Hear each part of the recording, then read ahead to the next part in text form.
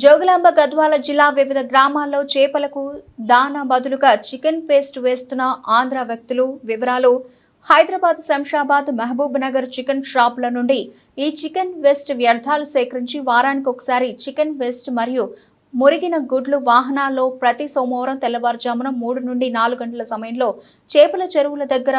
Chicken waste వేయడం జరుగుతోంది। ఈ చికెన్ వేస్ట్ వ్యర్థాలను మనుషులు తినడానికి పనికిరాని ఈ వ్యర్థాలను చేపలకు వేసి వాటిని పెంచి మనుషులు పనికిమాలిన వ్యర్థాలు అని